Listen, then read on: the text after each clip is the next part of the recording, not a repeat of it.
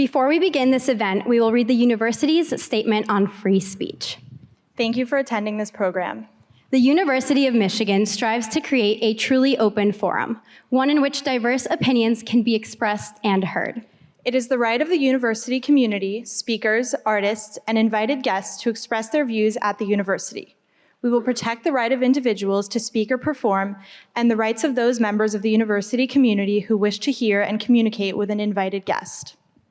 Those who disagree or wish to protest the viewpoints of the invited speakers have a right to express their opposition in appropriate ways, both within this building and outside the facility. However, dissent must not interfere unduly with communication between a speaker and the audience.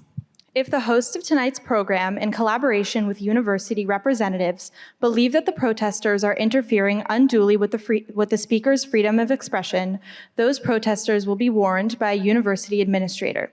If warnings are not heeded and interference continues, the individual responsible may be removed from the building. Thank you for your attention, and we appreciate your cooperation.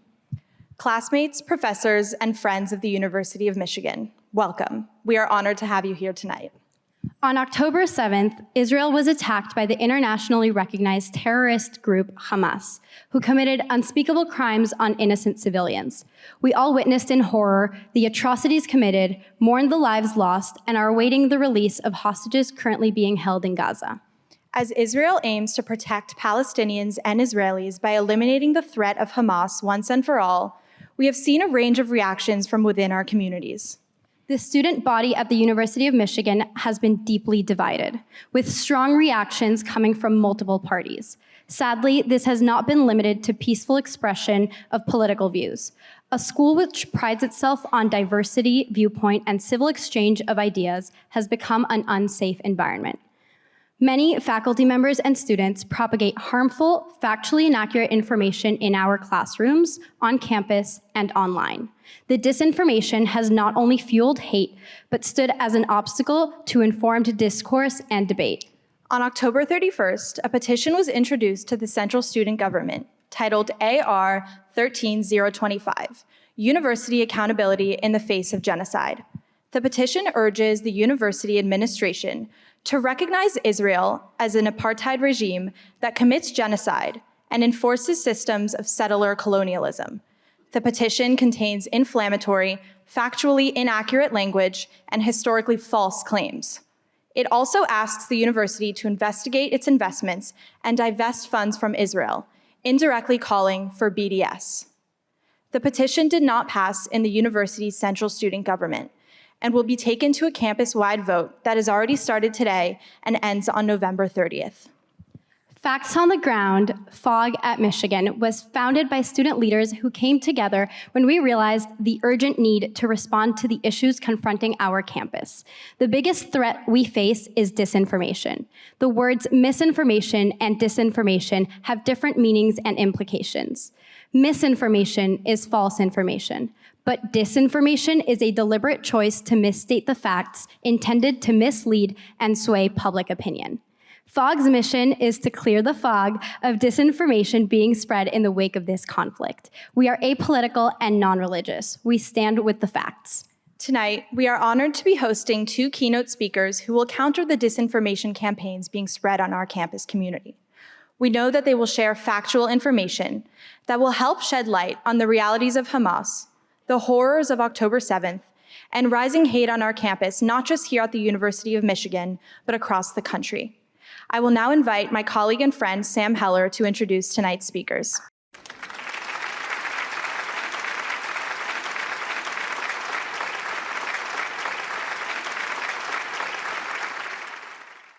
It is my honor to introduce one of America's leading voices on the Middle East, Congressman Ted Deutch.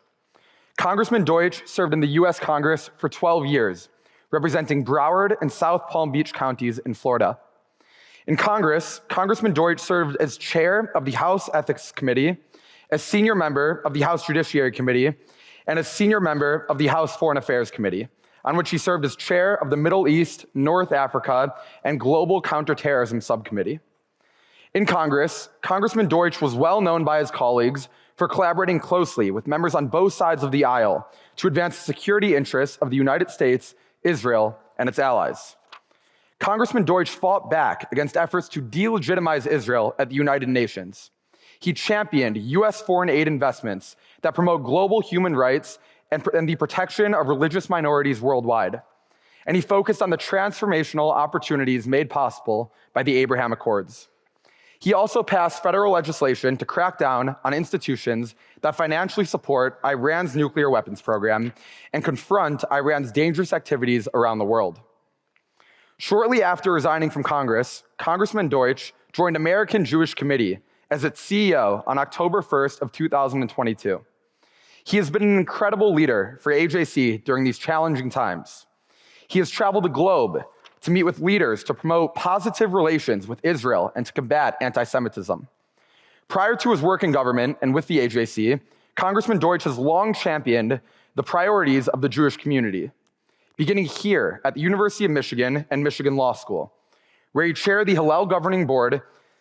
He later served as a lay leader with the Jewish Federations of Cleveland and South Palm Beach County, and as a member of both UJA's National Young Leadership Cabinet and AIPAC's National New Leadership Network.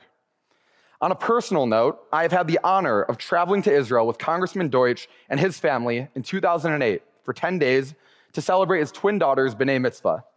This was my first trip to Israel, and I could not have asked for a better person to show me around the country.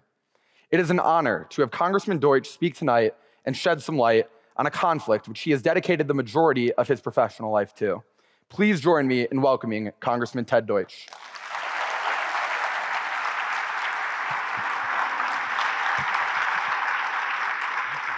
Thank you. Thanks. Good evening, everyone. Sam, thank you very much. Thanks for the kind introduction. But more importantly, thanks to you and to everyone involved in putting this incredibly important event together. Look, I'm here tonight. I'm so proud to be here tonight. You heard a lot about me in the introduction, but honestly, I am here really in one capacity that matters. I'm here as a proud Wolverine. As a graduate of both the University of Michigan and the University of Michigan Law School, and as someone who knows and understands what it means to tell you that it has been 1,459 days since Ohio State last beat Michigan in football. But it has been only 3 days since Michigan beat Ohio State for the third time in a row. I'm here as someone who has tried to live up to the title of Leaders in Best. That's what this place is about. Here in Ann Arbor, I met some of my best friends for life. I met my wife here. I love this university. And I have to say that not once during my 7 years on this campus did I feel unwelcome or under threat because I'm Jewish. So much has changed since October 7th, the deadliest day for the Jewish community since the Holocaust, when Hamas terrorists invaded Israel, murdered over 1,200 people, raping women, butchering babies, kidnapping innocent men, women, and kids. That traumatic day has stayed with me, as I know it has stayed with all of you. Adding insult to injury is that for many Jewish students here and around the country, but here at the University of Michigan, for many Jewish students, for the first time, this didn't feel like home. No one feels at risk in their home. Don't get me wrong.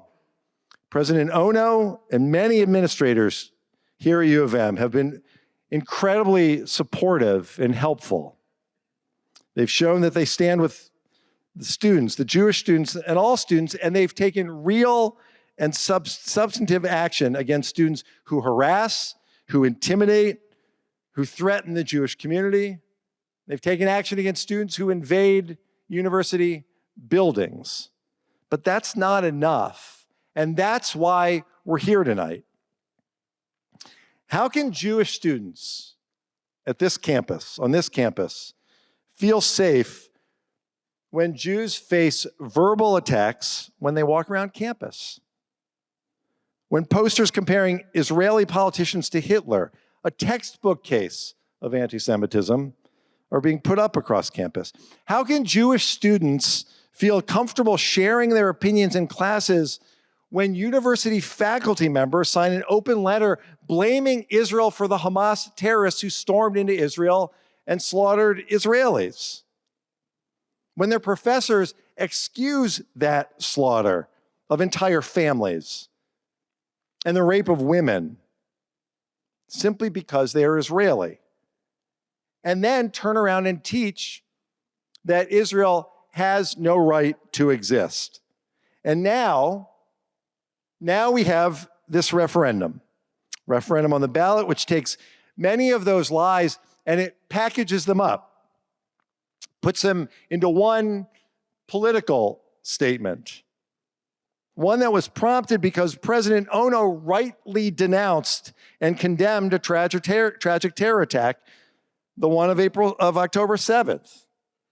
He rightly denounced it, and now there are students who attack the president for standing against terror. So all of you by this point, if you're here, you've looked at the referendum, you've looked at this ballot issue. You've seen the way that it's described. It seems, frankly, when you read the description, it seems reasonable. But we have to take a look at what it really is trying to do. The effort to put this resolution to a vote has been built upon a series of lies. It's a series of lies whose purpose is simple. The goal is to get rid of the one Jewish state in the world. And the goal that is being pursued, that has fueled so much hatred on this campus, the lies that have been used by professors to justify the actions of Hamas, an internationally recognized terror organization, and the lies that cause students supporting Israel to feel threatened and Jewish students to feel at risk simply because they're Jewish. So I think it's really important for you, for the leaders that you are, for the role that you play on campus, to understand what those lies are. So let me just quickly go through them. The resolution claims that Israel is an apartheid regime which ignores the fact that more than 50% of Israelis are people of color, that there are nearly 2 million Arab citizens in Israel who enjoy full legal rights, and that there are Arab members of the Supreme Court in Israel, Arab members of the Knesset. That's line number one. The resolution also says that Israel is engaged in settler colonialism.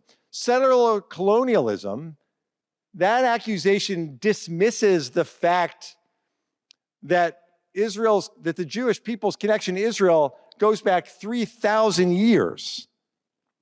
That there's been a continuous Jewish presence in Israel for millennia through the Romans and the Greeks and the Crusaders and the Ottoman Turks and the British until the United Nations created the state of Israel. The resolution also says that there are millions of people. Well, let me raise this first. It says that Israel is a colonialist enterprise.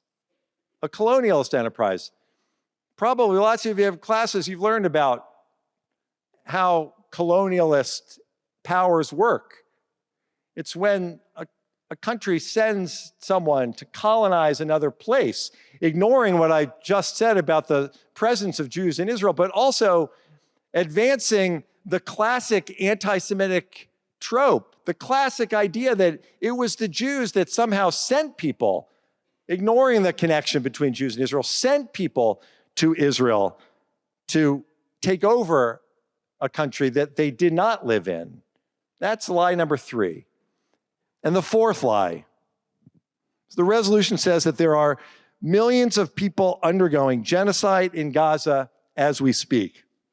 On the surface of this lie, we have modern-day blood libel. That Israel's trying to wipe out the Palestinian people, obscuring the fact that Israel is engaged in a war of self-defense. That Israel is doing exactly what any country in the world would do in the face of the terror attack that claimed over 1,200 lives, and an enemy that continues to say that it would conduct more October 7th over and over and over again.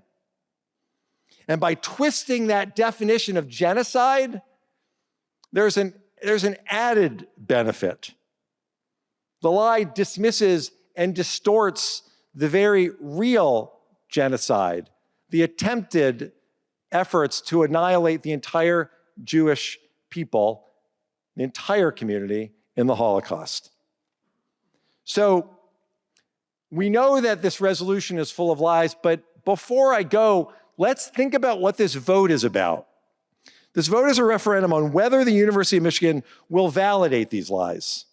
The lies about Israel, the lies about the Jewish people, whether the University of Michigan will validate those who deny that the Jewish people have the right to self-determination as any other people in the world does. But it is much more than that. This vote is a referendum on whether the University of Michigan will continue to be a safe and inclusive environment for Jewish and pro-Israel students. This vote is a referendum on what kind of institution this university will continue to be, whether the university will continue to be a leading institution in higher learning in which every group is heard and respected, or whether it becomes an institution where people are allowed to be silenced and others are allowed to bully them into submission. And finally, this vote is about whether Wolverines will live up to the legacy of this great university or lose sight of the ideals that are the benchmark of the University of Michigan. Voting no on AR 13-025 does not mean that you're against Palestinians or the Palestinian people. You can, I would argue, should be both pro-Israel and pro-Palestinian, seeking a two-state solution that advances sovereignty, prosperity, and security for both peoples. Voting no is a rejection of hateful resolution, one filled with lies that seek to delegitimize and destroy the one Jewish state in the world and deny the Jewish people the right to that same sovereignty, prosperity, and security. Voting no tells your Jewish and pro-Israel friends that they are welcome at this university. It tells them that you hear them, that you care about them, that all political views are respected here, and that the university, this university that we love will continue to be a forum for robust debate. And voting no is an affirmation that on this campus, truth still matters. And finally, voting no means that the University of Michigan will continue to be a place, it will continue to be an idea that we can all continue to love, that we can continue to strive to live up to being the leaders and best, that the values that form the basis of this institution are as strong today as they were at this university's founding in 1817, that we can continue to every one of us, no matter where we come from, can continue to be proud Wolverines. I'm so grateful to every one of you for making time to be here this evening, to learn more about what this is really about, to understand what's really at stake here. I thank you for everything that all of you are doing, not just for yourselves, not just for your friends, not just for the Jewish community, but I thank you for everything that you are doing to help lift up the University of Michigan at this moment when it needs all of you. My message to you as I leave is very simple. Vote no, go blue. Thank you very much for having me this evening.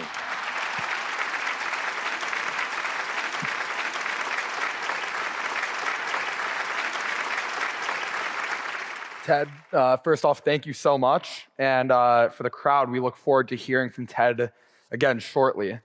But with that being said, our next speaker is more like three people in one.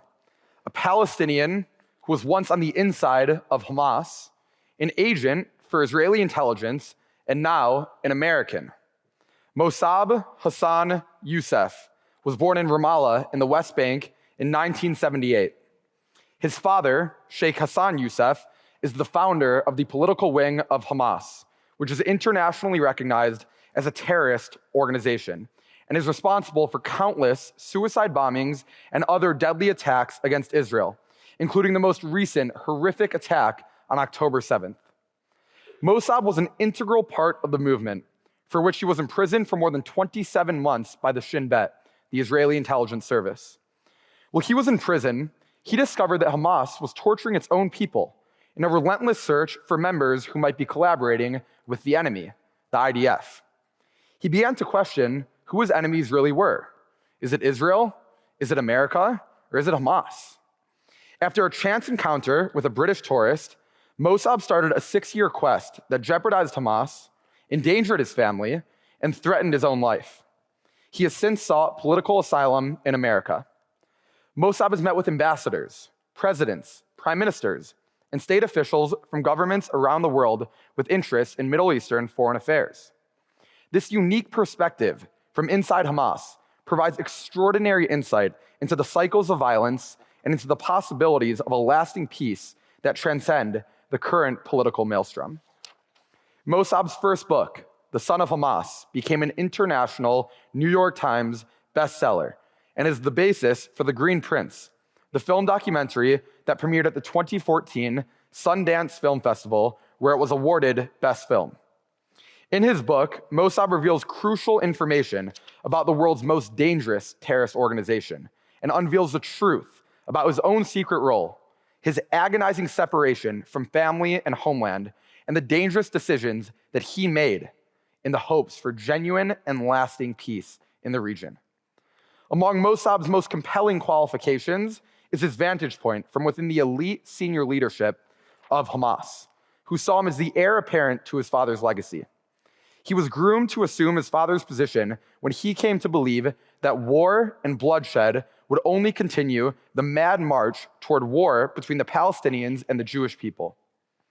Mosab's primary purpose is to provide voice for freedom and peace, and to bring hope to an entire generation of those who, without a new way of thinking, are destined to fall in the destructive patterns of the past. It is my honor to introduce Mosab Hassan Yousef.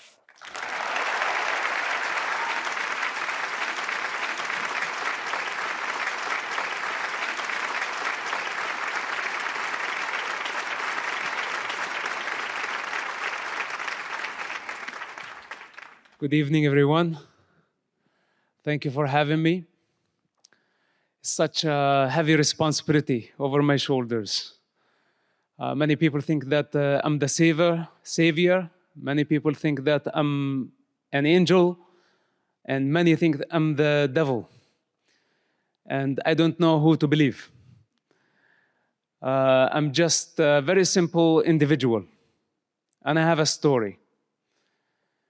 I have been in a big fight against many forces that tried to steal my freedom.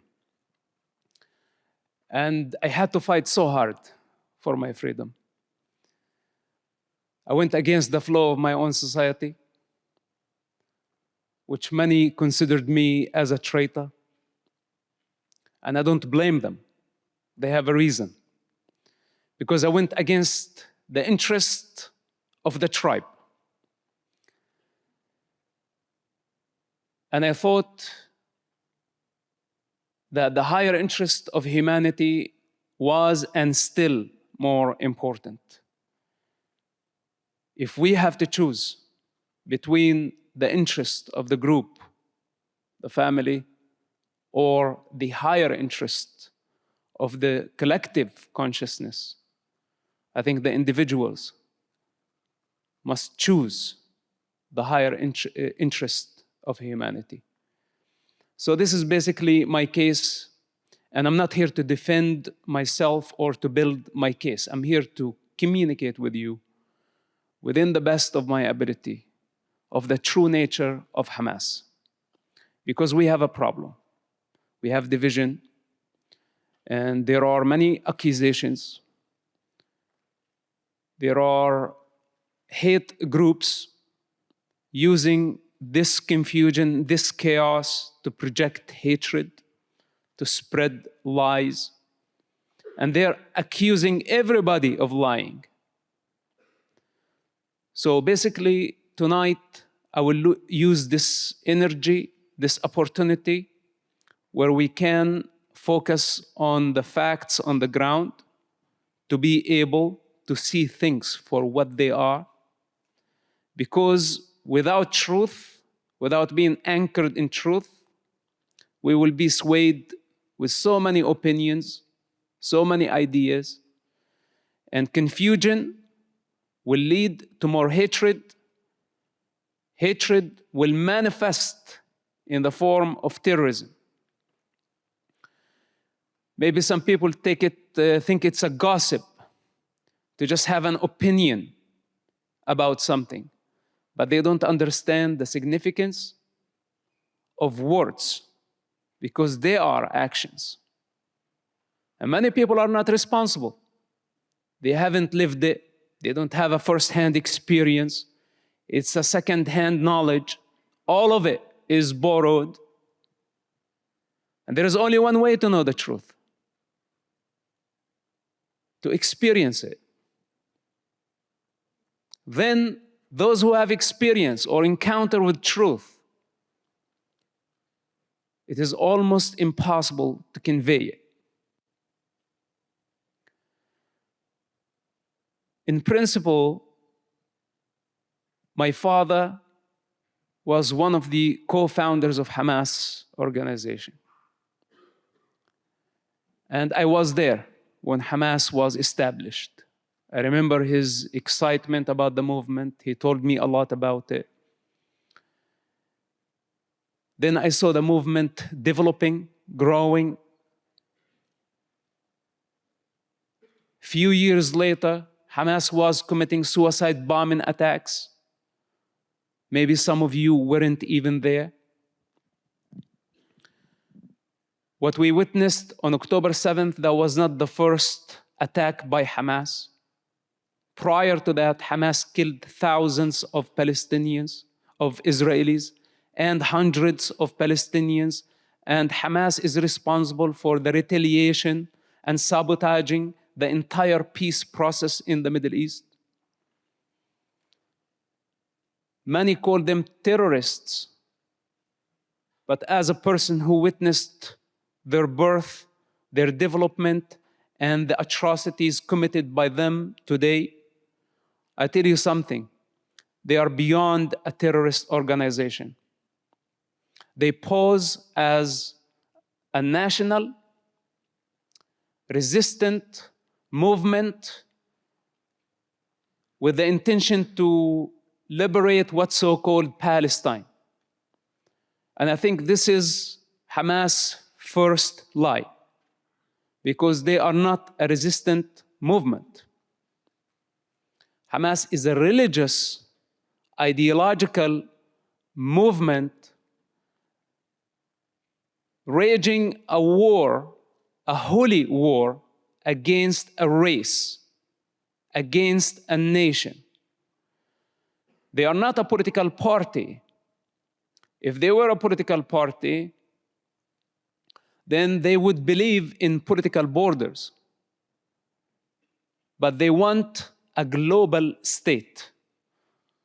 So there is no such a thing as Palestine to Hamas movement. And all the pro-Palestine group, which of course they have the right to express themselves. I'm not against freedom of speech, that everyone have their own independent opinion. But unfortunately, they are given directly and indirectly support to a savage group that just committed genocide against entire communities. They wiped out everything in their way, killing children, women, raping, burning, systematically, ethnically cleansing a race only because they are Jewish. I saw that firsthand, documented by Hamas themselves. I was not surprised by Hamas brutality because I lived with them in prison for about 27 months. And if you want to get to know someone, spend with them time in prison for 27 months. They tortured Palestinian people, and that was in Israeli prison, because Hamas had suspicion that some Palestinians gave information to the Israeli intelligence, so they didn't know who was, and they tortured many people in the process. During the time I was spending in prison, especially the first imprisonment, dozens were killed and tortured on the hand of Hamas. But October 7, that was completely different. What they did was, or could be, the worst crime in our modern day. And of course, when people see the war victims happening in Gaza, the free world also don't like to see bloodshed. And people are having a hard time, which side do I take? Is it Palestine or Israel? And of course, we took sides and we created division. But are we seeing things for what they are? Are we seeing Hamas for what it is? A radical, religious movement with global ambition that does not value the human life, that does not respect anything that is different, does not believe in dialogue, does not believe in democracy, does not believe in any philosophy or constitution outside of Islam, outside of Quran. Very narrow-minded people, but in the meantime, very dangerous. On the other hand, we see the democratic model of the State of Israel, a very creative and productive nation that has contributed so much to life. Israel has been extending its hands to the region for more than 70 years, since its establishment, trying to build bridges of understanding, to build peace with the Arab nations. But the Arab nations insisted since 1948, since the establishment of the State of Israel, to annihilate the State of Israel first, before they establish an Arab state. The international community offered the Arabs to build an Arab state side by side the State of Israel back in 1948. But the Arabs refused. They came back in 1967 with the intention to annihilate the State of Israel, and they failed. Israel was extremely outnumbered by the Arabs. Hundreds of millions of Arabs surrounding the State of Israel, newborn, very small state. And when they lost the war, Israel controlled the West Bank, Sinai, and the Golan Heights. Since then, the Arabs have been trying so hard to destroy the State of Israel.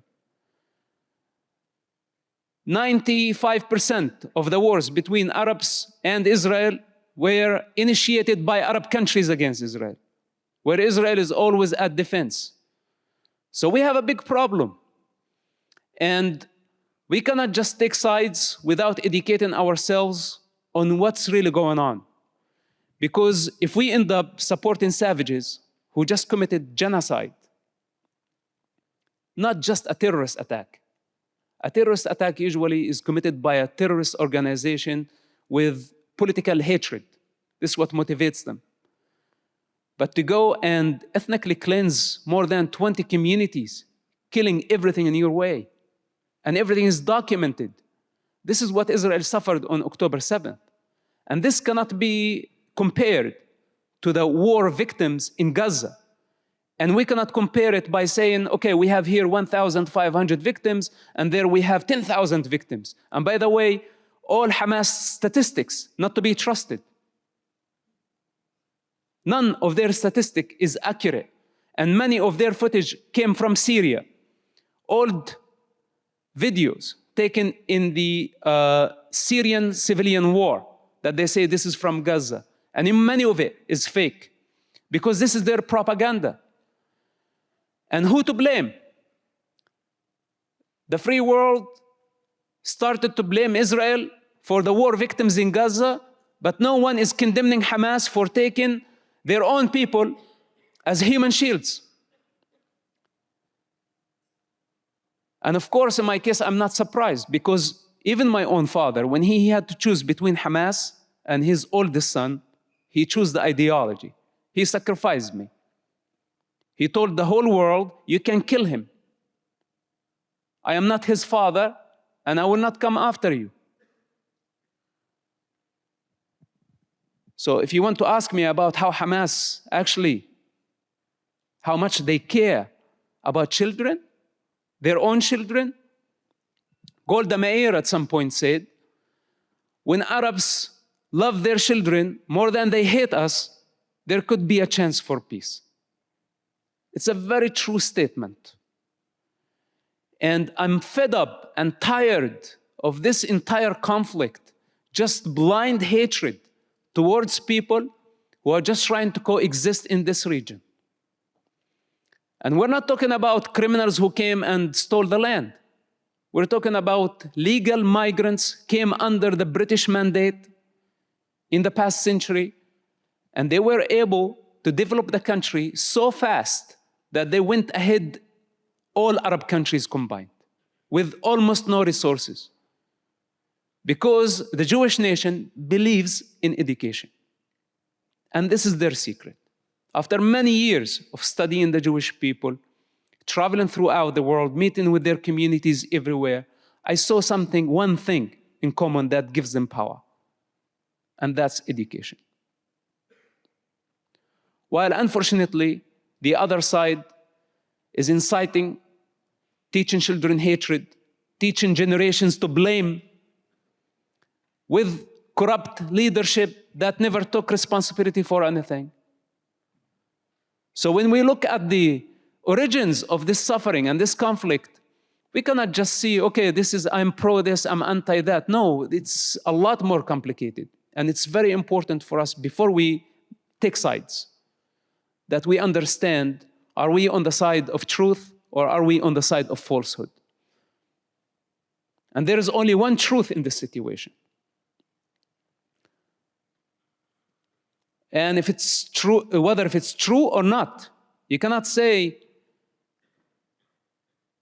nearly true.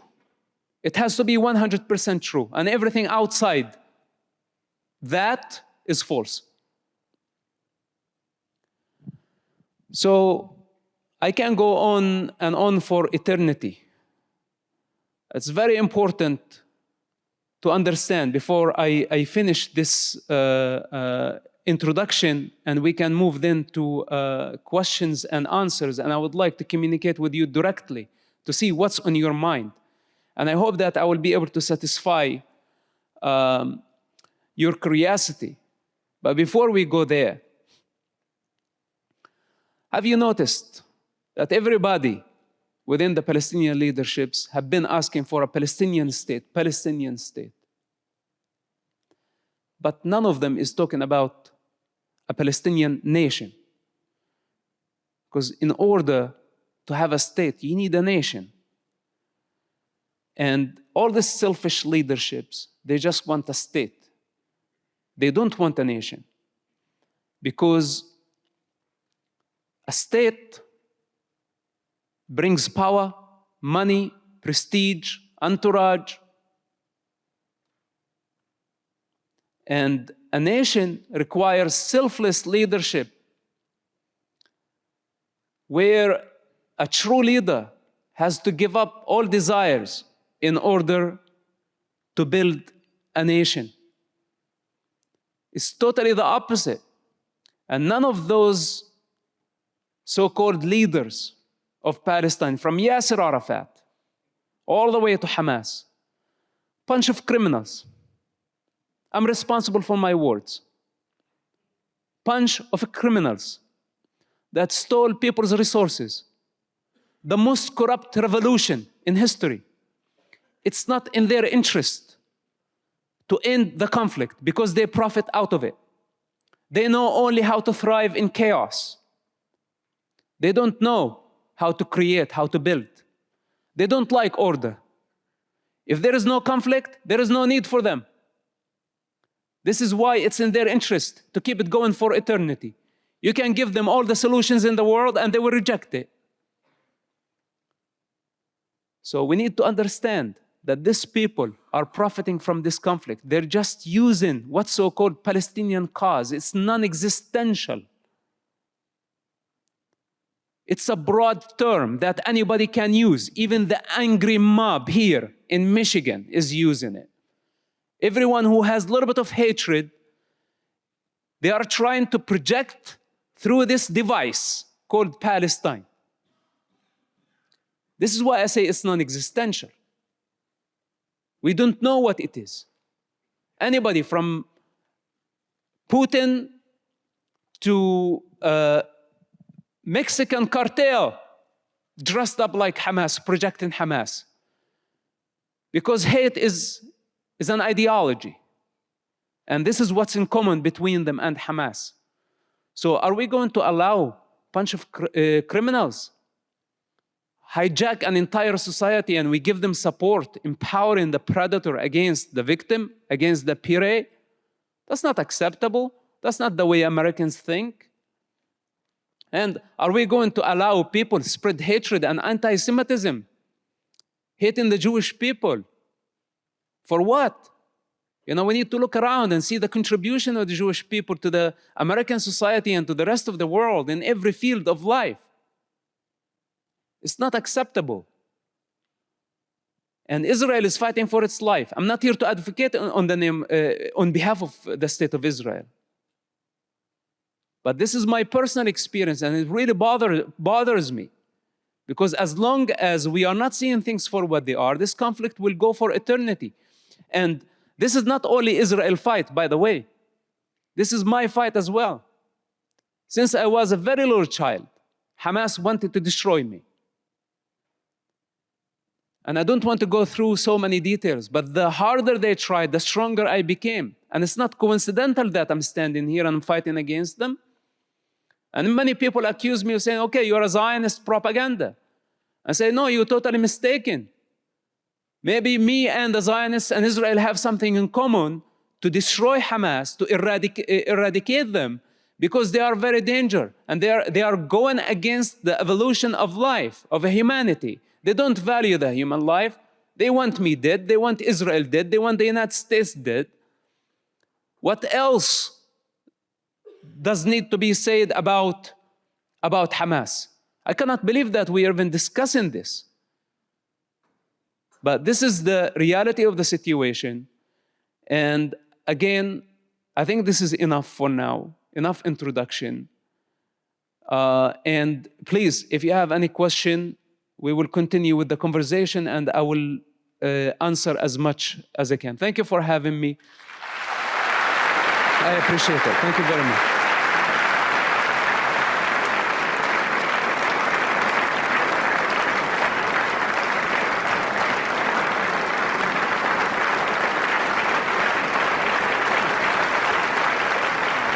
Please.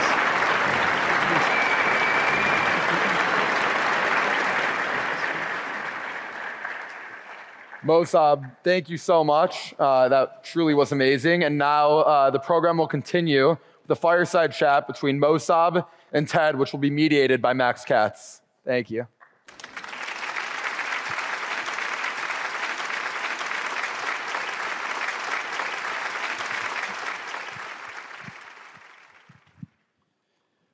So before I begin, pour yourself some water. We can make this a little more casual. Feel free to talk off each other as well. I have some questions, but no one really wants to hear me speak. So this is something you guys touched on a little bit, but I wanted to take it a step further and apply it a little bit more to campus. So campus discourse right now regarding the events on and after October 7th have been marked by widespread use of terms like genocide, apartheid, and European settler colonialism, and we touched on that, the both of you did. In large respect, these terms have been propagated from the top down, from members of Congress to university administration, to professors and GSIs, and even students on campus. So can you both first elaborate on how Israel is not, or I mean, maybe is, but it's not, a genocidal regime, an apartheid state, and a product of European settler colonialism, but more importantly, as we are here today, because there is a vote, it indicates that many students do believe that Israel is those things. So how do we engage in productive conversation with those students, and is it even worth trying in some respect?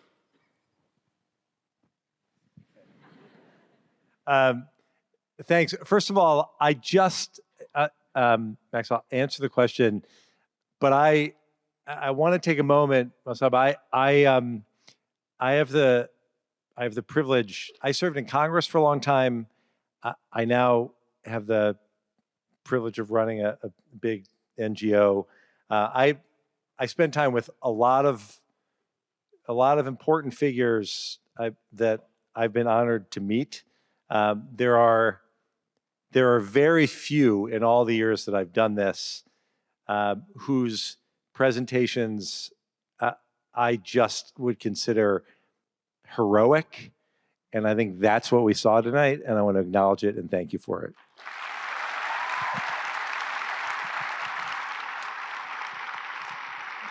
And I'll quickly touch on this again. I mean, we talked about what's in this resolution. You can't be a settler if there's been a connection to the land for 3,000 years.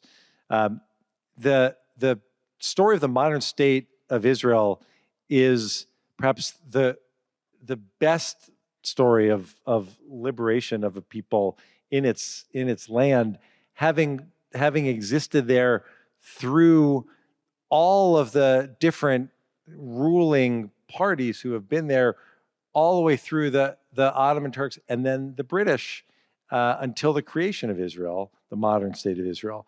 I think it's important to remember that. I think it's important just in terms of genocide. Like I talked about that before. It's really pernicious to suggest that the actions taken by Israel in self-defense in response to this truly genocidal organization don't take it from me, as Mosab points out, the Hamas charter itself calls for the destruction of Israel and massacre of Jews. It's a genocidal organization that Israel is defending itself against. That's a really important fact.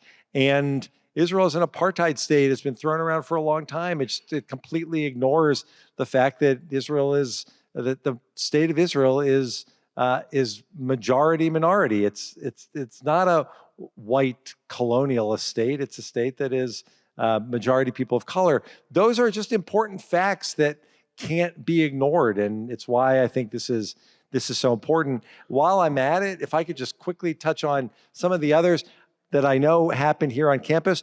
When you're chanting intifada, intifada, and you're doing it at any time, but especially after what happened on October 7th, and you're out there chanting something that for so many of us immediately triggers the second intifada, when 1,000 Israeli civilians were killed by suicide bombers in cafes and on buses and at Passover Seders and at hotels all around Israel, that kind of language isn't political speech. And when people talk about March chanting from the river to the sea, again, I'll turn it over to you. From the river to the sea, what does that mean? Well, it means from the river to the sea, Palestine will be free. Free of what? Free of Jews. That's what that means. It envisions a land free of Jews in which the Jews are pushed into the sea, quite literally, totally consistent with Hamas's aims, as Mosab said. But Mosab, please. To add to your point, whether if Israel is an apartheid state or not, it's the most idiotic question out there. First of all, like for example, we have 1.6 million Arabs in the state of Israel. That's a huge percentage. They have representatives in the parliament, the Israeli Knesset. Arabic, the language Arabic, is an official language in the state of Israel. Arabs, Bedouins, they participate in the army, in the special forces, in the intelligence. And hate is a crime against minorities in Israel. And it's not only Arabs are minority in Israel. We have Druze, that's another Muslim religious sect. We have Christians. People practice yoga. They're all type of, like literally, you go to Tel Aviv, you'll find thousands of people doing yoga all at once. The Israeli kitchen is from every corner in the Arab world, from Morocco to Yemen to Iraq. And there's so many also Jewish people who came from Arab countries. They were forced to relocate after the establishment of State of Israel. They were kicked out of the Arab world. You rarely find a Jewish community in the Arab world. And all these hundreds of thousands of Jews lost their property, everything, and they had to come to Israel. So they brought with them a lot from the Arab culture. They're part of the Middle East, fundamental part of the Middle East, and they can coexist. In fact, many of them are more Arabs than the Arabs themselves, with a much better understanding of life. So to say that Israel is an apartheid state, it's untrue, unfair, and very offensive to the Jewish people. Israel is pro-life. It's a civil constitution where every minority is protected.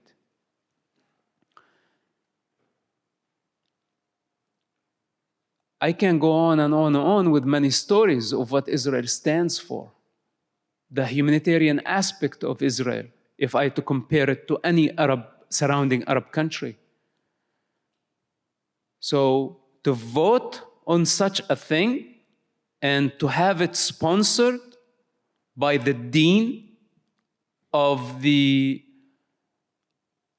State of Michigan University, I think this is, it was very hard for me to believe it, because it's very similar to something like, how about we vote on rape also? Why not? If it's a matter of opinion and the opinion of a majority, we can just vote. And if a majority of people say, oh, rape is okay, then it's not a crime anymore. There are certain things that we cannot vote about. They're just common sense, that we know that the truth of the State of Israel is democratic, it's civilian constitution, it believes in a human value, it believes in diversity, it protects the rights of minority. End of the story. The United States of American government understand the reality on the ground. Intelligence services, they know. European Union, they know. So since when some group. We don't know who they are. We don't know what's their motive. We don't know who's actually mobilizing them down the street. A mob that force such a respectful educational institution to vote on such a thing. It's absurd.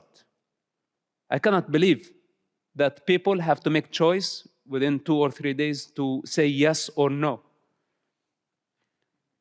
So I hope that you got my picture.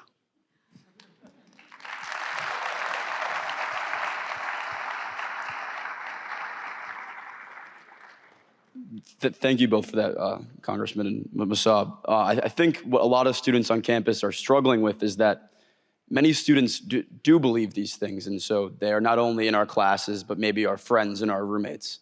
And so to that extent, how do we engage in conversation with them about these issues? Because the Israel-Palestine conflict, or really the Israel-Hamas war after October 7th, touches every corner of our campus. And so how do we engage with them constructively and not lead to aggression? You know, the same thing that we're working so hard to fight against. Mosab, we got your picture. We really like it. Why don't you keep painting?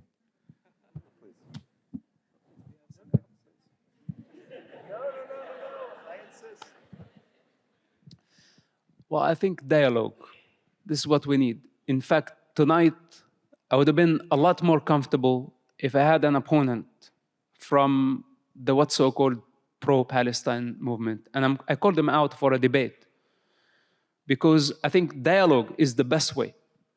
It's not being angry, and it's not projecting hatred towards a minority. It's through dialogue. If they really believe in their truth, then it's better that they sit and let's talk about it. And I invite all of you to talk to them if they are willing to listen. And many people are in denial, and it's very hard to rationalize with them. You know, like Israel hit a dead end with Hamas because Hamas does not believe in dialogue. Hamas did not want to drop their idea to destroy the state of Israel. So how can you sit down with such a group who wants to annihilate you? In principle, if they believe in your existence, then you can sit down with them. It's why democracies should never negotiate with terrorists. This is a principle. Why? Because terrorists don't believe in dialogue, don't believe in the foundations of democratic model. Hence, democracies don't legitimize terrorists by sitting on a negotiating table, because you can never satisfy their ambition as long as they use violence to achieve their political agendas. So this is what makes us different. And this is how I would like it to be in the United States. Now, I left a region full of bloodshed because they don't have dialogue. This is what makes the United States of America superior. Because even though I have different opinion than yours or than theirs, we figure it out through dialogue, through democracy, through voting, through election, on solid foundations and the common sense that we all agree on. So this is what I invite everybody, that we never lose our sight. Then we become violent, then it becomes hate crime, then it becomes mass shooting at some point. We don't want the United States to become a Middle East. Please don't do that. Look, there is a lot to agree on if people are willing to engage in dialogue. But as Mosab said, if your view is that Israel has no right to exist, that calls for the destruction of Israel and the massacre of Jews is something that should be tolerated, if not celebrated, there's no room for constructive dialogue. That's not where most people are. And there are a lot of people you know who aren't as knowledgeable as you, who won't spend the time. I mean, your challenge is, if you're here, my guess is you knew a lot already. If you didn't know a lot already, you're going to know more after this program than you did before. And you're still going to have to figure out how to distill that down into something that you can explain to people who aren't really paying attention, but who care about you. There are a lot of people that you're going to be in dialogue with who know that there's something wrong in the way, in people who are calling for the destruction of the one Jewish state. They know that they're uncomfortable with protests where people are supporting the terrorists who slaughtered 1,200 people. They know that when they look on TV at protests around the country and they see swastikas and they see violence, they know that's wrong. Your job is to actually engage in the dialogue piece that meets them where they are and that helps them fill in the blanks, that answers the questions they have, that makes this all very simple for them in the way that we've been discussing about what Israel is, what its position is in a region where it stands out as the sole democracy, where minority rights are respected, where it is a country made up of people from all over the world. That's your job going forward. I wouldn't suggest, Max, that it's up to you to go stand down, face down the people who are protesting in support of Hamas. I wouldn't ask you to do it. I don't think anybody wants to do it. And I think most people look at that and know that there's a problem. But for all of the people that you do know and who care about you and will listen to you, then helping them understand what's at stake here in this vote and what it means to the university and what it means to you personally, that's the kind of dialogue that can help really move things forward on this campus.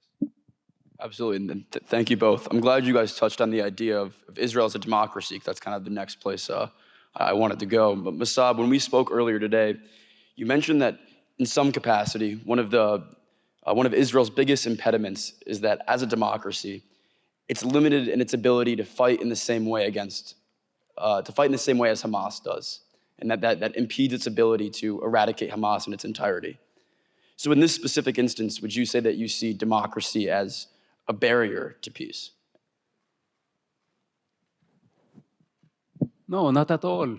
Because what's the alternative to democracy? And what's the alternative to the democratic process? It's chaos, it's violence, it's destruction. You know, what Hamas and many of Hamas fans in the United States, I think unconsciously, they are driven by a desire for revolution. They want a quick fix. They don't want evolution where you start from zero and you build it up, you build your consciousness, you build your creativity, you build your skill.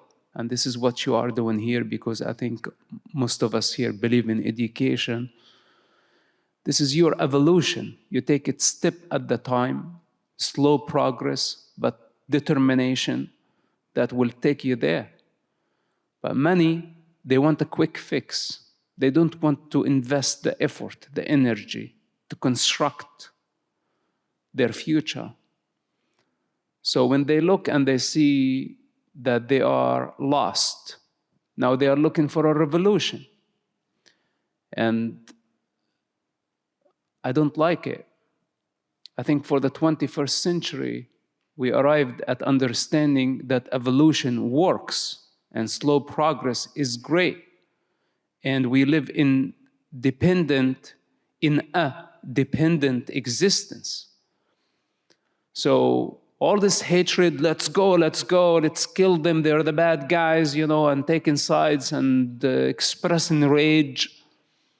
This is not the way, because they pay the bill in blood.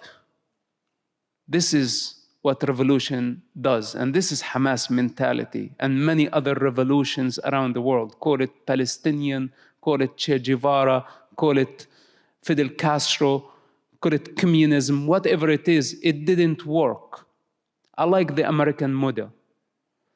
So democracy cannot be an obstacle in the way towards peace, but democracy cannot coexist with narrow-minded people who believe only in violence to dominate.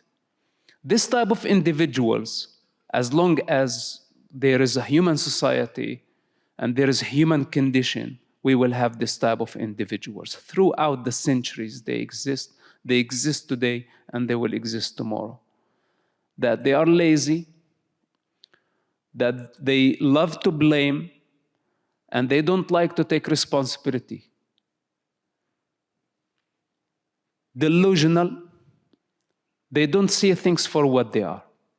Why do we educate ourselves? Why do we adapt Plato and Socrates and the Greek philosopher approach towards the human problem? This is democracy. Because when we don't see things for what they are, we put them to practice for a term, 4 years, 6 years, and if the theory doesn't work in practice, we drop the theory, we move on, or we adjust. That's the democratic approach. And I prefer this because the alternative means chaos, violence, confusion, hatred, where nobody is safe to go anywhere. Democracy is not perfect. And democracy is, in fact, a cure. It's like a medicine for something called the human condition, that we don't see things for what they are. So, democracy is a solution. It hasn't solved the human condition or the human problem, but I prefer a climate where democracy is dominating, not a bunch of savages who want to dominate, have limitless lust to dominate territory, humanity, power.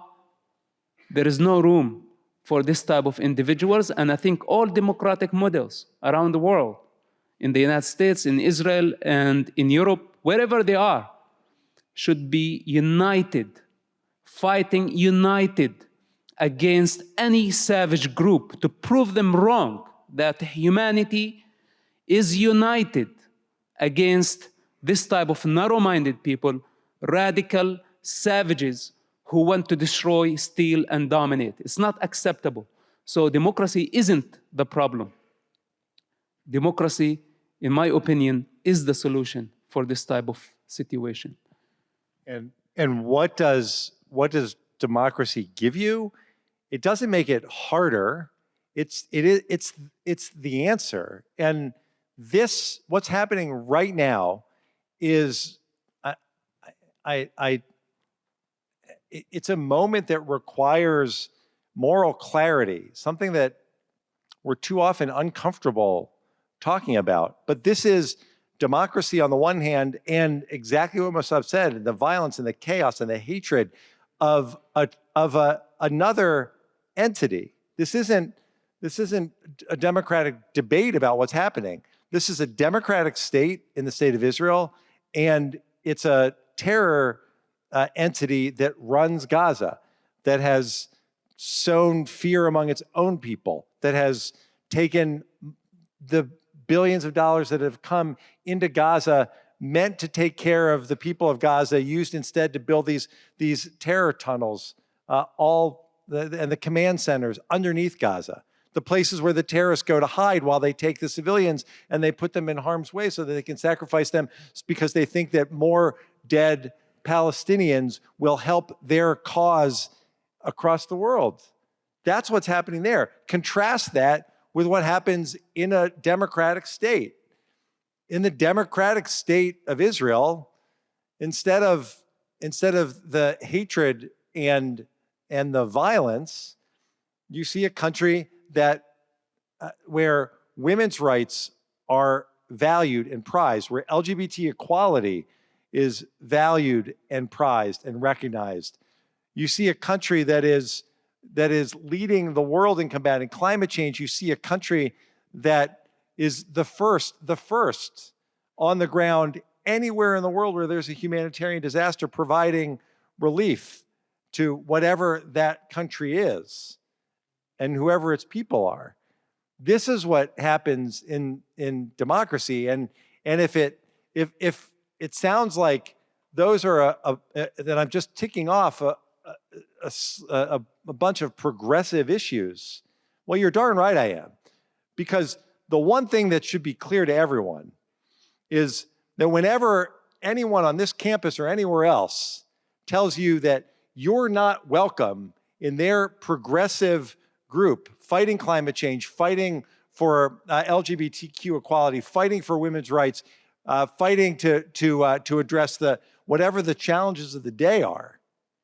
If they tell you you're not welcome there because you believe that efforts to dismantle the Jewish state are outrageous and anathema, they're completely inconsistent with who they are as progressives. If that's what they tell you, then the answer is, in a democracy, you look them in the eye and you tell them that standing on the side of an entity in which all of those values that they claim to prize, that are so important in America and that are so important in Israel, but are violated and crushed every day. If that's who they're supporting, there is nothing progressive about that position at all, and you should proudly say that to them, and you should demand that they actually explore what the facts really are.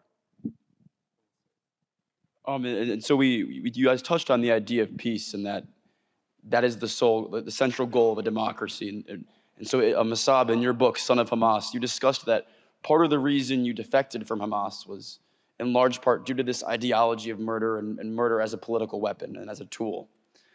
And to that end, a few weeks ago, you were on Piers Morgan Uncensored, where you said that war is the only way quote, war is the only way to move toward peace between the Israeli government and the Palestinian people. And so to that end, how do we, as Americans or as supporters of Israel, advocate for war, knowing that might and will likely only bring more loss?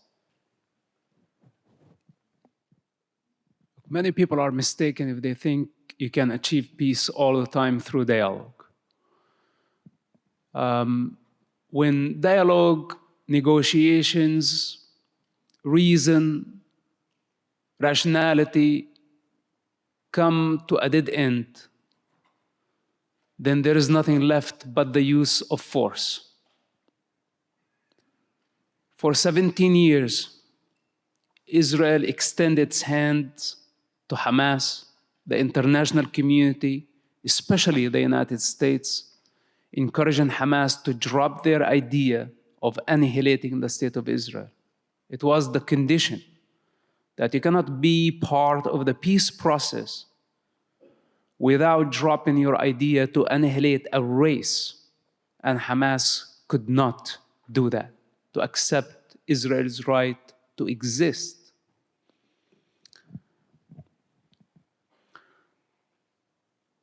Without going back through the history of Hamas and how many crimes they have committed since their existence, 35 years in the making, building momentum. And on October 7th,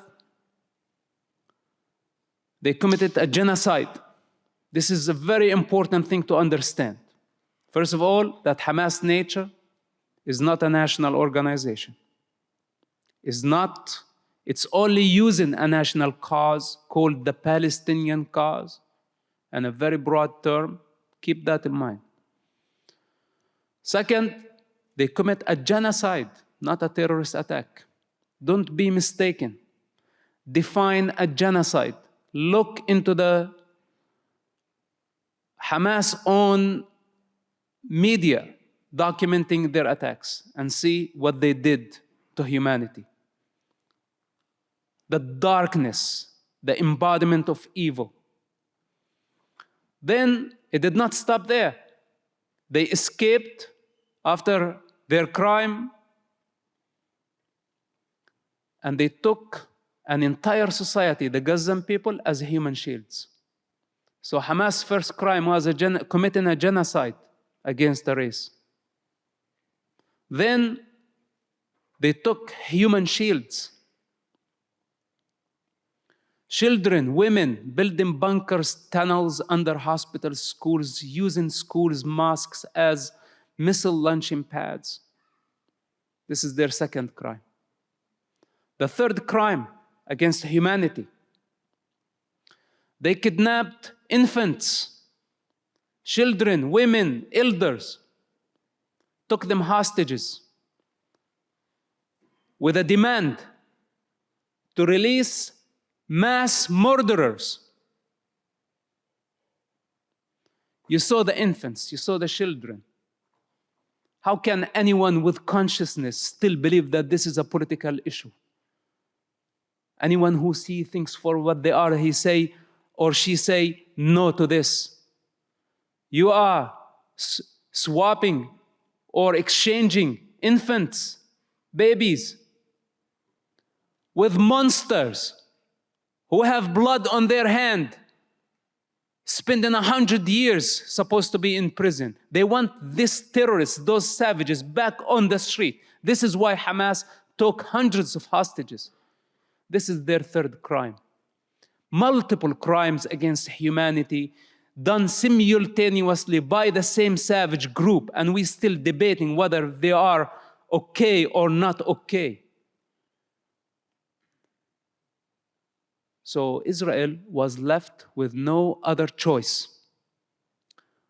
but to use force.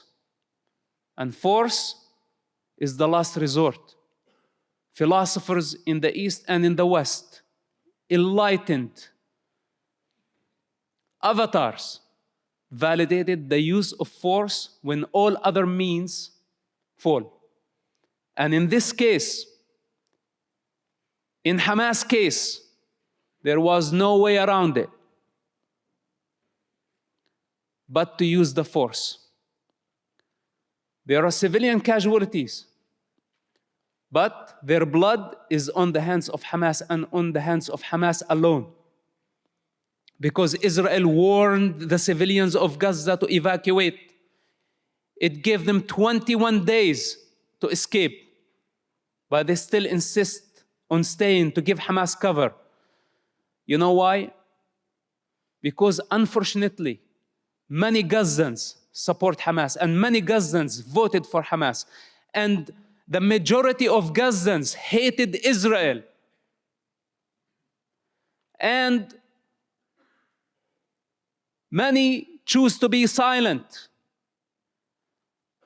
And a majority of the Arab world, not only the Gazans, failed to condemn Hamas and say this does not represent the Arab people. They failed to condemn Hamas. This is their biggest mistake.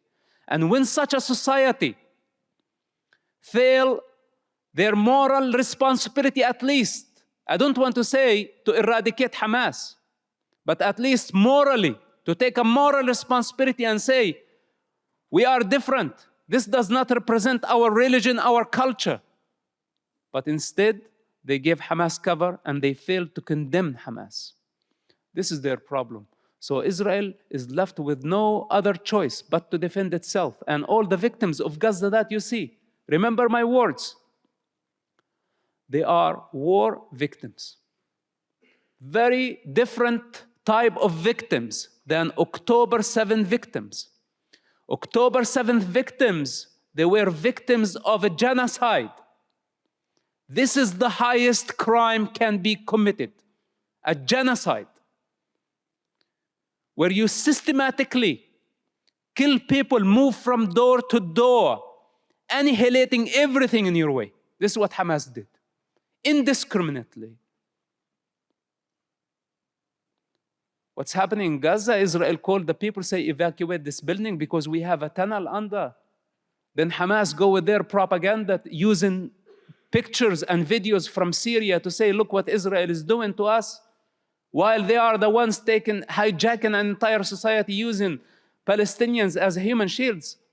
This is the devil in action. So, of course, there is no other way but the use of force. And with this, I conclude. The United States of America, after the savage attack against Pearl Harbor, where 400 Japanese suicide airplanes hit the harbor, the United States immediately developed the dirty bomb, and they wiped out Hiroshima and Nagasaki 4 years exactly after this attack. When they did that, the war ended. It was the end of World War II. So sometimes, some of us, could be one of us, would have to take the responsibility to drop a dirty bomb somewhere in order to stop the war from spreading. Because when a majority of people agree on violence, validate violence, justify genocide, and think it's a point of view to become a Nazi, in this day, it all begins with killing Jews. This is what happened last century. And Nazism, many thought of it as a point of view. And now history is repeating itself. And even in the middle of our institution, educational institutions, we've been invaded by Hamas ideology, by the name of Palestine and by the name of revolution. Who cares? Anti-Semitism is Nazism, and it's rejected. It should be rejected on this campus, should be rejected everywhere in the United States. The United States should be the last country that allow this type of mentality to express itself, because Nazism is not a point of view. It is not. And we will never validate savages. So basically, Israel had no other choice but to use the force, and war is ugly. In war, people die. This is why Hamas should have not started this war from the beginning. They dragged all of us into this situation. But what I know for sure, that Israel will end this war. Whatever it takes, we have to eradicate them.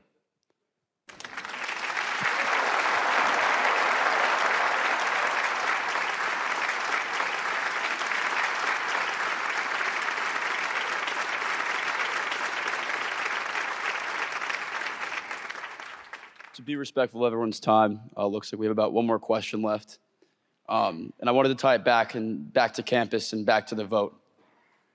Much of the dialogue on campus is primarily seen through AR 13025, Accountability in the Face of Genocide, focuses heavily on the past. Students try to explain why their sides' actions are more justified without accepting any accountability for the tumultuous history of the region, and they continue to argue which community has been oppressed more. But as the future leaders of the next generation, we know we can't change the past, but we can influence the future. What conversations do you think we should be having to do so? How do we make our campus a better place, not just for ourselves, but for those who come after us?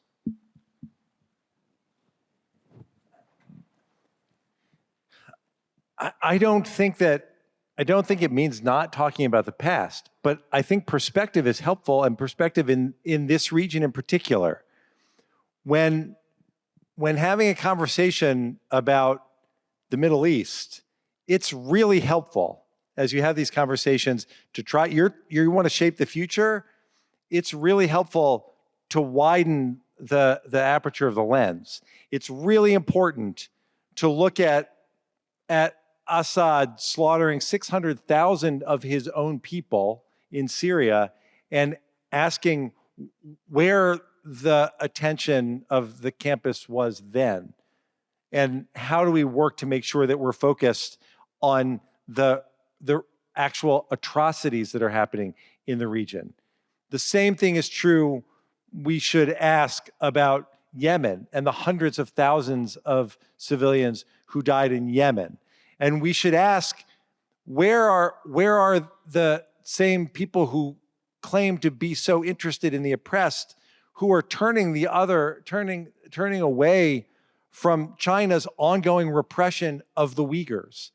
And where are the people who claim to care so much about the rights of free speech? Where were they as Egypt was rounding up journalists after what happened there and throwing them in prison? If we're going to shape a positive future on this campus, it requires that we understand the facts about what's happening in this situation. And I think I think everyone will leave here with a much deeper understanding of that. But it also requires understanding the obsession that those who are responsible for this resolution have. The obsession with Israel, the obsession with Jews, and the refusal to recognize that there is a bigger world that this campus should be focused on, that there are real abuses that are taking place and that have taken place when too many have been silent. If we're going to think about what the future of this great campus looks like, it starts with that. I'll just finish with this. I know I was privileged to spend 7 years here. I know how thoughtful students are, how talented students are, and how much you have to contribute to the world. The way that you start that is by finding opportunities like this, frankly, to come together to talk about the challenges of the world and to push back against those voices who seek to silence you and your right to speak out, and who seek to bully you so that you're uncomfortable expressing your views and expressing the facts. The best thing that you can do to shape the strong future on this campus is to make sure that every person that you know in all of your classes, in your fraternities, in your dorms, that every one of them understands that this vote this week is actually about the future and the kind of campus that this is going to be, and whether everyone's voice is going to be respected. And if you do that, and if you start those conversations, you're going to be setting the stage for a much, much brighter future where the voices of those who seek to silence you, who seek to bully you, who seek to ensure that you have no voice on this campus, that those are the voices that will no longer be tolerated on this campus. This great campus must be a campus for everyone. You're being here tonight, you're participating in this event, and your willingness to spend the next couple of days sharing everything you know with everyone you know will help set a course for a much brighter future here. And I'm so grateful that that's what you've all committed yourselves to. And I appreciate those efforts that will ultimately lead to a dramatically better way forward. Thanks for the opportunity tonight, and thanks to all of you for what you're doing, and thanks to the organizers for planning this.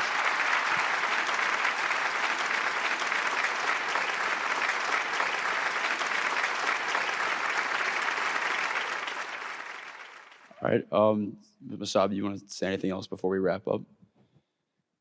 Sure. What is the alternative to Israel? Let's ask ourselves this question. What's the alternative? Israel is not a perfect country. It's just another establishment. It has its own mistakes. There is no such a thing as a perfect system. But the alternative to Israel is Hamas savages or other groups that they have not proven to be accountable, to be responsible, to lead. So in this case, I personally choose Israel. With whatever imperfection there. Because if the savages win, all of us are going to pay the price.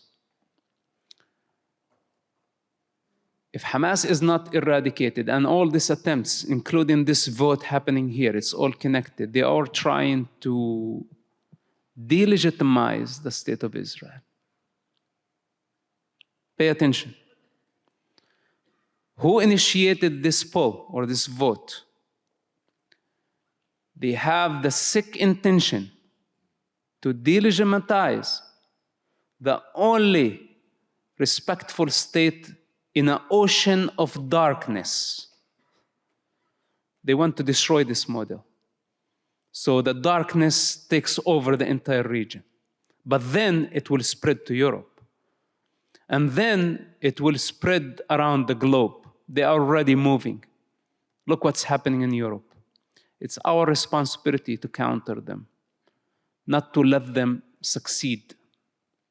Because if Israel does not have the necessary cover, political cover, that we are giving them right now in their war against savages, and if Hamas is not eradicated completely in Gaza, we will open the gates of hell everywhere. Because we will encourage many other terrorist groups, not only terrorist groups, could be also criminal groups in Mexico, cartel, drug groups. All of them would look and see that few thousands of terrorists were able to bring a democracy, an entire system, a country, a nation with all their institutions, all the way to their knees. And how many hate groups out there that would love to sabotage so many democracies and so many systems? So do we want to let Hamas win in Gaza and then open the gates of hell? Or instead of all these attempts to delegitimize the state of Israel, we say no. At least it's a democratic system. It's not perfect. Yes, they make mistakes. There is corruption, whatever it is. It's just another country. But at least it believes in dialogue. It's accountable. It has elections. And most importantly, we can negotiate with them. We can talk to them. We can reason with them. We can pressure them. But Hamas, nobody can. So with that said, let them conspire.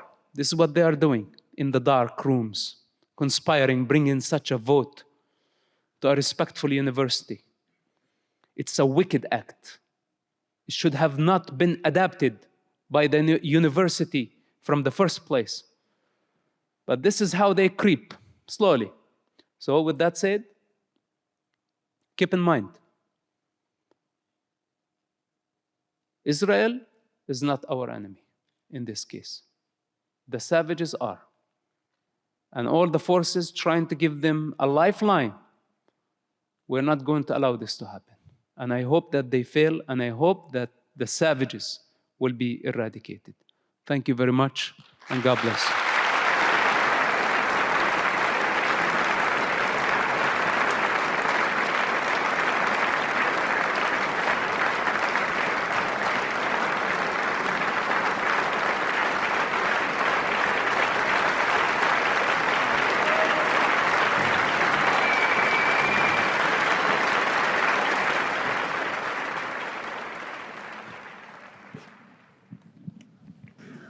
Wow.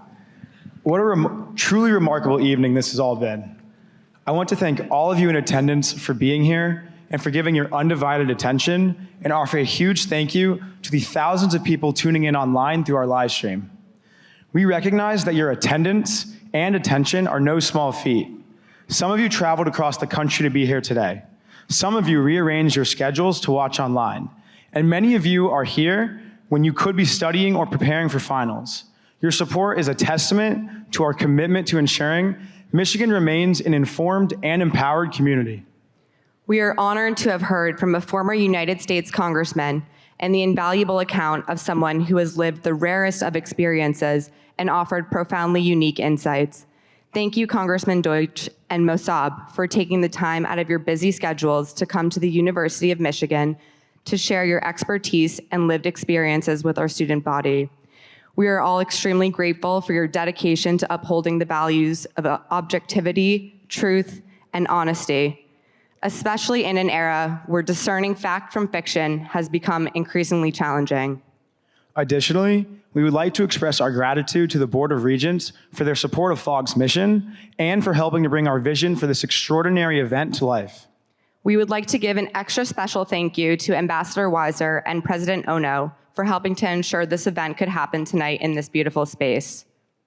To all of those who have donated, we could not have done any of this without you. Your generosity goes further than anyone could imagine. From traveling to Washington, D.C., to meticulously planning this event over Thanksgiving break, your unwavering support has enabled the FOG team to make tonight happen. We could not have done this without you. To my FOG team, I don't think any of us imagined this is where we would be just a little over 3 weeks ago after we all gathered in that room inside of the Michigan Union together. Every one of you has given your all in making tonight happen and ensuring the University of Michigan remains a safe environment for intellectual engagement through factual discourse.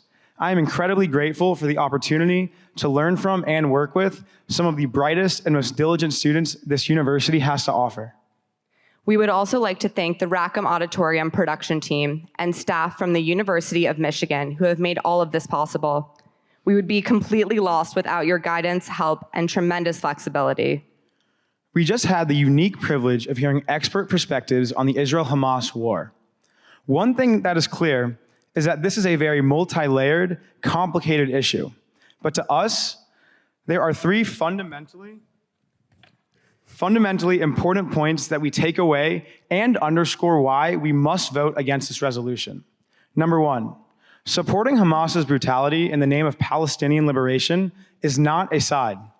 Defending Hamas's attacks on October 7th as any type of resistance movement and arguing against Israel's right to defend itself is not a side nor a valid opinion.